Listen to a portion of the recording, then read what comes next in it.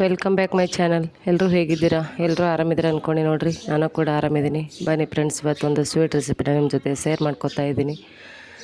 ತುಂಬಾ ಈಸಿಯಾಗಿ ಸಿಂಪಲ್ಲಾಗಿ ಮಾಡುವಂಥ ಸ್ವೀಟ್ ರೆಸಿಪಿ, ಅರ್ಜೆಂಟಲ್ಲಿ ಕೂಡ ನಾವು ಮಾಡುವಂಥ ರೆಸಿಪಿನ ನಿಮ್ಮ ಜೊತೆ ಶೇರ್ ಮಾಡ್ಕೊತಾ ಇದ್ದೀನಿ. ವಿಡಿಯೋವನ್ನು ಕೊನೆವರೆಗೆ ಸ್ಕಿಪ್ ಮಾಡಿದೆ ನೋಡಿರಿ, ಲೆಂತಿ ವಿಡಿಯೋನಿಲ್ಲ. ನೋಡೋಣ ಹೆಂಗೆ ಮಾಡೋದಂತೇಳಿ. ಅದಕ್ಕೆ ಬೇಕಾದ ಇಂಗ್ರೀಡಿಯೆಂಟ್ಸ್ನ ನೋಡಮ್ರಿ, ಸಿಂಪಲ್ಲಾಗಿ ಮಾಡೋದು. ಇಂಗ್ರೀಡಿಯೆಂಟ್ಸ್ ನೋಡಿರಿ, ಈಗ ಅದಕ್ಕೆ ನಾನು ಸ್ವೀಟ್ ಕವಾನ ತೊಗೊಂಡಿದ್ದೀನಿ. 250 ಗ್ರಾಮು ಸ್ವೀಟ್ ಕವಾನ ತೊಗೊಂಡಿದ್ದೀನಿ. ಹಾಗೆ 100 ಗ್ರಾಮು ಸಕ್ಕರೆ, ಅರ್ಧ ಲೀಟ್ರ್ ಆಗುವಷ್ಟು ಹಾಲು, ಹಾಗೆ ಕಟ್ ಮಾಡ್ಕೊಂಡಿರೋ ಬಾದಾಮಿ, ಗೋಡಂಬಿ, ಒಂದಿಷ್ಟು ಏಲಕ್ಕಿ ಪೌಡ್ರನ್ನ ತೊಗೊಂಡಿದ್ದೀನಿ. ಬೇಕಿದ್ರೆ ನೀವು ಬಾದಾಮಿ ಗೋಡಂಬಿ ಕೂಡ ಸ್ಕಿಪ್ ಮಾಡಿದ್ರೂ ನಡೆಯುತ್ತೆ. ಬರೀ ಟೇಸ್ಟಿಗೆ ಅಂದರೆ ಸ್ವಾದಕ್ಕೆ ಏಲಕ್ಕಿ ಪೌಡ್ರ್ ಹಾಕಿ ನಾವು ಮಾಡ್ಕೋಬೋದು. ನೋಡಿರಿ, ಈಗ ಕಡಾಯಿನ ಬಿಸಿ ಮಾಡ್ಲಿಕ್ಕೆ ಇಟ್ಕೊಂಡಿನಿ. ಕಡಾಯಿ ಬಿಸಿಯಾಗಿದೆ. ಅದಕ್ಕೆ ನಾನೀಗ ಕವಾನ ಸೇರಿಸ್ತಾ ಇದ್ದೀನಿ. ಕವ ಕೂಡ ಮೀಡಿಯಮ್ ಉರಿ ಇಟ್ಕೊಂಡು ಸ್ವಲ್ಪ ಪ್ರೆಸ್ ಮಾಡಿಕೊಂಡು ಪೂರ್ಣ ದ್ರವ ರೂಪದಲ್ಲಿ ಆಗುವಷ್ಟು ಅದನ್ನು ಮೀಡಿಯಮ್ ಉರಿಯಲ್ಲಿ ಇಟ್ಕೊಂಡು ಕರಗಿಸ್ಕೋಬೇಕು. ಮೀಡಿಯಮ್ ಉರಿಯಲ್ಲಿ ಇಟ್ಕೊಂಡ್ರೆ ಒಂದು ಸ್ವಲ್ಪ ಕರೆಕ್ಟಾಗಿ ಇದಾಗುತ್ತೆ. ಇಲ್ಲಿಕಂದ್ರೆ ತಳ ಹತ್ತಿಬಿಡ್ತಂದ್ರೆ ಟೇಸ್ಟು ಚೆನ್ನಾಗಿ ಬರೋಂಗಿಲ್ಲ. ಅದ್ರ ಸಲುವಾಗಿ ನಾವು ಮೀಡಿಯಮ್ ಉರಿ ಇಟ್ಕೊಂಡು ನೋಡಿ ಈ ರೀತಿ ಆಗ್ತಾಯಿದೆ. ಆಗಲೇ ಯಾವ ರೀತಿ ಕಾಣ್ತಾಯಿತ್ತು, ಈಗ ನೋಡಿರಿ ಒಂದು 6ರಿಂದ 8 ನಿಮಿಷ ಸಣ್ಣ ಉರಿಯಲ್ಲಿ ಇಟ್ಕೊಂಡು ಈ ರೀತಿ ಕೈ ಆಡಿಸಿದ್ರೆ ಕವ ಕರಗುತ್ತೆ. ಅದು ಸ್ವಲ್ಪನೇ ಚೇಂಜ್ ಆಗ್ತಾಯಿದೆ, ಕಲರ್ ಕೂಡ ಚೇಂಜ್ ಆಗಿದೆ. ಕವಾದ ಕಲರು ಬಿಸಿ ಆದ ಕೂಡಲೇ ನೋಡಿರಿ ಈ ರೀತಿಯಾಗಿದೆ. ಇದಕ್ಕೆ ನಾನೀಗ ಸಕ್ಕರೆನ ಸೇರಿಸ್ಕೊತಾ ಇದ್ದೀನಿ. ನೋಡಿಕೊಂಡು ಬೇಕಿದ್ರೆ ನೀವು ಜಾಸ್ತಿ ಸ್ವೀಟ್ ತಿನ್ನೋರಿದ್ರೆ ಪೂರ್ಣ ಹಾಕೋಬೋದು. ನಾನು ನೋಡ್ಕೊಂಡು ಹಾಕೋತೀನಿ. ಈಗ 100 ಗ್ರಾಮ್ ಸಕ್ಕರೆಯಲ್ಲಿ ಒಂದು ಸ್ವಲ್ಪ ಹಾಕ್ಕೊಂಡು ಒಂದು ಸ್ವಲ್ಪ ಮಿಕ್ಸಿದ್ದೀನಿ. ಸಕ್ಕರೆ ಕೂಡ ಪೂರ್ಣ ಕರಗೋ ತನಕ ಸ್ವಲ್ಪ ಮೀಡಿಯಮ್ ಉರಿಯಲ್ಲಿ ಇಟ್ಕೊಂಡೇ ಈ ರೀತಿ ನಾವು ಕೈ ಆಡಿಸ್ಕೊಂಡ್ರೆ ಕವ ಕರೆಕ್ಟಾಗಿ ಸ್ವೀಟ್ನ ಹೀರ್ಕೊಳ್ಳುತ್ತೆ. ನೋಡಿರಿ, ನಾನು ಇನ್ನೂ ಒಂದು ಸ್ವಲ್ಪ ಸಕ್ಕರೆನ ಹಾಕ್ಕೋತಾ ಇದ್ದೀನಿ. ಹಾಲು ಜಾಸ್ತಿ ಸೇರಿಸ್ತಿದ್ರೆ ನೀವು ಇನ್ನೂ ಜಾಸ್ತಿ ಕೂಡ ಸಕ್ಕರೆ ಹಾಕೋಬೋದು. ಅತಿ ಸಿಹಿ ಆದರೂ ಕೂಡ ಟೇಸ್ಟು ಅಷ್ಟು ಕರೆಕ್ಟ್ ಆಗಂಗಿಲ್ಲ. ನೋಡಿರಿ, ಈಗ ಇಷ್ಟು ಸಕ್ಕರೆ ಕೂಡ ಕರಗಿದೆ.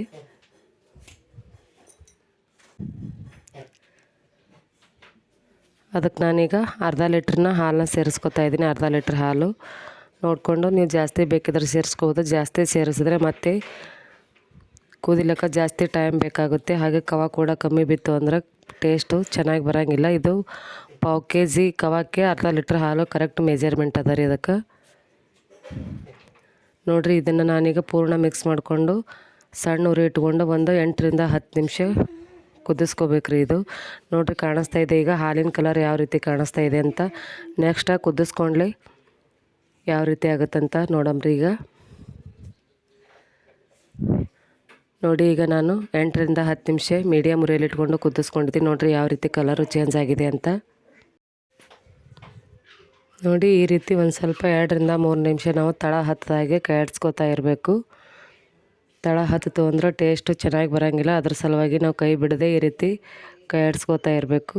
ನೋಡಿರಿ, ಸ್ವಲ್ಪ ಗಟ್ಟಿ ಕೂಡ ಆಗಿದೆ. ಹಾಲು ಸೇರಿಸಿದಾಗ ಒಂದು ಸ್ವಲ್ಪ ತಿಳಿ ಅನಿಸ್ತಿತ್ತು, ಈಗ ಗಟ್ಟಿ ಕೂಡ ಆಗಿದೆ. ಅದಕ್ಕೆ ನೋಡಿರಿ, ನಾನೀಗ ಕಟ್ ಮಾಡ್ಕೊಂಡಿರುವ ಬಾದಾಮಿನ ಮತ್ತು ಗೋಡಂಬಿನ ಸೇರಿಸ್ತಾ ಇದ್ದೀನಿ.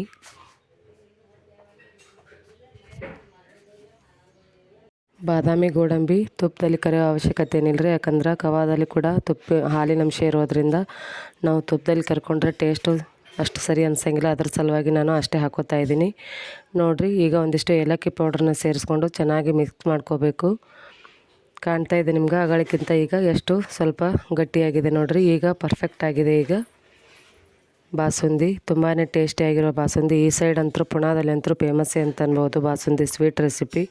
ನೋಡಿರಿ, ಒಂದಿಷ್ಟು ಮೇಲ್ಗಡೆ ನಾನು ಕೇಸರಿ ದಳಗಳನ್ನು ಹಾಕೋತಾ ಇದ್ದೀನಿ. ಬೇಕಿದ್ರೆ ನೀವು ಇದ್ರೆ ಹಾಕೋಬೋದು, ಇರ್ಲಿಕ್ಕಂದ್ರೆ ಹಾಕ್ತೇ ಇದ್ರೆ ನಡೆಯುತ್ತೆ. ನಾನು ಒಂದಿಷ್ಟು ಅದಾವಂತೇಳಿ ಒಂದು ಸ್ವಲ್ಪ ಮೇಲ್ಗಡೆ ಒಂದಿಷ್ಟು ಕೇಸರಿ ದಳವನ್ನು ಹಾಕ್ಕೊಂಡಿನಿ.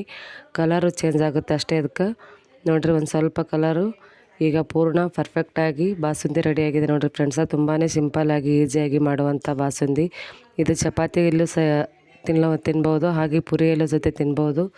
ನಾನು ಕೂಡ ಇದ್ರ ಕಾಂಬಿನೇಷನ್ ಆಗಿ ಇವತ್ತು ಪೂರಿನ ಮಾಡ್ಕೊಂಡಿದ್ದೀನಿ ಫ್ರೆಂಡ್ಸ. ತುಂಬಾ ಟೇಸ್ಟಿಯಾಗಿರೋ ಹೆಲ್ದಿಯಾಗಿರುವ, ಏಕೆಂದರೆ ಹಾಲಿನ ಅಂಶ ಇರೋದ್ರಿಂದ ತುಂಬಾ ಹೆಲ್ದಿದು. ಮಕ್ಕಳಿಗಂತೂ ತುಂಬಾ ಆರೋಗ್ಯಕ್ಕೆ ಒಳ್ಳೆಯದು. ನೋಡಿರಿ, ಈ ರೀತಿ ಮಕ್ಕಳಿಗೆ ಕಮ್ಮಿ ಸಮಯದಲ್ಲಿ ಒಂದು ಅರ್ಧ ಗಂಟೆ ಟೈಮ್ ಇತ್ತು ಅಂದ್ರೆ ನಾವು ಮಾಡಿಕೊಡ್ಬೋದು.